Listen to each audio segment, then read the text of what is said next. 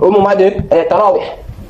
Maintenant, qu'est-ce qu'il va faire? Il va regrouper tout ça là derrière, au Ubay ibn Ka'b, et puis il va dire Ni'matul bid'atin hadha.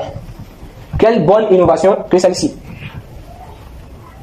Donc, sur ça, il y a certaines personnes qui viendront dire qu'il y a quand même des innovations qui sont bonnes. Donc, si moi je fais cette innovation, je vais voir d'abord si c'est bon ou pas. Nous disons il n'y a pas ça. Parce que ce que Omar bin Khattab a apporté, il n'a pas apporté une innovation, il n'a pas dit une innovation qui fait partie de la région, mais une innovation qui est conforme au sens linguistique du terme.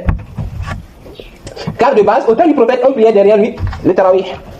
Mais c'est quelque chose qui n'est pas comment, c'est quelque chose qui n'est pas régulier. Mais autant de Omar, c'est que dans la mosquée, on peut avoir plusieurs groupes qui sont en train de prier, qui sont en train de prier le tarawih. Maintenant, Omar bin Khattab va rassembler tous ces gens-là derrière un seul imam. Ce qui revient à dire qu'il n'a pas apporté une chose nouvelle. Mais en faisant ça là, c'est une nouvelle chose en son sens. Parce que le prophète lui-même a déjà fait ça. Mais à leur époque là, tout le monde sont déjà dispersés. Maintenant, en rassemblant tous ces gens-là, nous disons il vient d'apporter le sens même linguistique du terme. Alors, ne disait point qu'il y a une innovation bonne. Car le prophète va dire fa inna kulla muhdathatin bid'ah. Il a dit kulla yufidul umum. Il a dit toute chose sans exception. Toute chose sans exception. Mais malheureusement, on va avoir certaines personnes qui vont venir dire que du moment où on dit toute chose là, il faut savoir qu'on peut avoir les tarsus.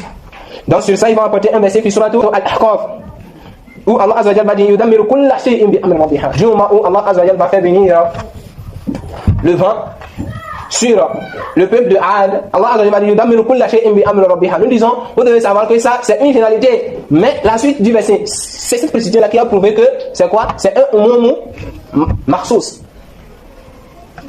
Alors nous disons, au sens précis du terme, qu'on a deux catégories d'innovation. Il y a une innovation dite asliya. Il y a une innovation dite asliya qui n'a pas de base. Et une innovation idafiyya.